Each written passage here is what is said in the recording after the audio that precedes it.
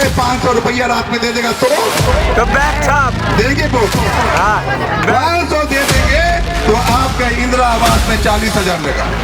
अगर 500 एक दिन में आपने ले लिया तो आपका सर्टिफिकेट बनने में 2,000 लेगा, दाखिल खारिज करवाने में 5,000 रुपये लेगा।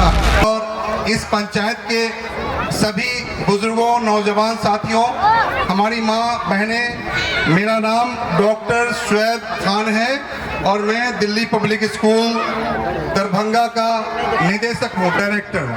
लेकिन मैं बता दूं कि ये जनसुराज क्या है। जनसुराज पार्टी के बारे में बता दें कि जनसुराज का मतलब बहुत लोगों ने समझा दिया कि जनता का सुंदर राज। ये पार्टी किसी की नहीं है, ये जनता की पार्टी है, आपकी पार्टी है। जिस तरह से आप हैं जनता, आप ही की पार्टी है। तो ये बता दें कि आपके बच्चे 30-35 सालों से 30-35 साल से सरकार चल रही है और सरकारें चली, राजद की भी, जदयू की भी, भाजपा की भी, दोनों मिलकर के भी इन्होंने सरकार चलाया। लेकिन 35 सालों में आपके बच्चे का कोई इंतजाम नहीं किया। आपको बता देता हूं कि सरकारें दिल्ली, पंजाब, हरियाणा, गुजरात, महाराष्ट्र में भी सरकार है कि नहीं है? लेकिन आपके बिहार में भी सरकार है। तो आपको ये समझना होगा कि वहां की सरकार कैसी है, जो अपने बच्चों के लिए, अपने जनता के लिए, अपने ही प्रदेश में सारा व्यवस्था करके रखा। और आपके बनाए हुए सरकार कैसे है, जो आपके बच्चों के लिए कुछ भी नहीं किया। आपके बच्चे उन प्रदेश में जाकर के काम करते हैं, बूढ़े माँ बाप को छोड़कर, अपने परिवार को छोड़कर, समाज को छोड़कर, सालों साल दिल्ली में, पंजाब में, हरियाणा में अपने बच्चों के परवरिश के लिए, रोजी रोटी के लिए मजबूरी में जाते हैं। ये तो आपको पता है ना सरकार। लेकिन दिल्ली का लोग यहाँ नहीं आता है, पंजाब का लोग यहाँ नहीं आता है, हरियाणा का लोग यहाँ नहीं आता है। तो ये समझने की बात है कि वो क्यों नहीं आता है। आखिर हम जनता में ही कमी है कि हमने अब तक जो सरकार चलाया उनसे कभी नहीं पूछा कि तुमने हमारे बच्चों के लिए इसी प्रदेश में बड़े बड़े फैक्ट्रियां नहीं लगाई, क्यों नहीं लगाई। तो ये नहीं पूछा, आंख बंद करके आपने जात पर, बात पर, धर्म के नाम पर आपने वोट दिया और उसका नतीजा ये हुआ कि आपका वोट और आपके बच्चे सड़कों पे धक्के खा रहे हैं। तो इसका अगर आपको पीड़ा है तो इस बार सरकार को बदलना होगा। और आपके बीच एक ऐसा ऑप्शन आ गया है जिसका, जो प्रशांत किशोर, उसका छाप है स्कूल का बस्ता। स्कूल का बस्ता का मतलब होता है, स्कूल का बस्ता गरीबी मिटाने का रास्ता है। ये आपके बच्चों के शिक्षा के लिए, आपके बच्चों की शिक्षा के लिए माननीय प्रशांत किशोर जी ने ठाना है कि हम आपके बच्चों को उच्चतम शिक्षा दे करके आप अपने ही प्रदेश में सारा व्यवस्था करेंगे। आपको बता देते हैं कि सरकार, आप लोग जितने लोग हैं, ये सारी आप लोगों ने पहना, कपड़े पहन रहे हैं, जूते हैं, चप्पल है, मोजा है, मोटरसाइकिल बन रही है। आप लोग जो कुछ आपके बदन पे है, ये बिहार में नहीं बनता है। यही बेरोजगारी हमारी है।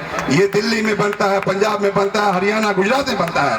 सरकार हमारी एक साड़ी का फैक्ट्री नहीं है, एक यहाँ चप्पल का कारखाना नहीं है, एक जूते का कारखाना नहीं है, ये मोटरसाइकिल, चश्मा, मोबाइल, किसी चीज का कारखाना नहीं है। इसलिए मेरे बच्चे दूसरी जगह जाकर के उसी कारखाना में काम करते हैं। और आप जब प्रशांत किशोर की इस पार्टी को लेकर के आएंगे, इस बार व्यवस्था को बदलेंगे, तो आपके बच्चों को यही अपने ही जिला में रोजगार मिलेगा। आपका बच्चा, आपका पति आपके घर पर रहेगा, सुबह में काम करके शाम में जब आता है तो अपने बच्चों का देखभाल, अपने माँ बाप का देखभाल करेगा।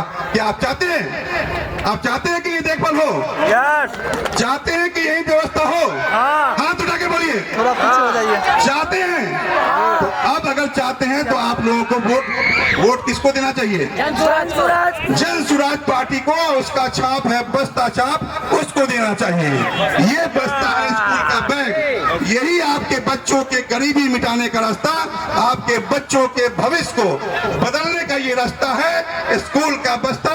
आने वाले 3 महीना के बाद आपके बीच प्रशांत किशोर ही नहीं, बहुत से लोग आएंगे और जो भी कैंडिडेट होंगे जिन्हें टिकट मिलेगा उसे आप भारी से भारी मतों से वोट देकर जिताएंगे। और जब जिताएंगे तो आपके बच्चों का भविष्य बनेगा।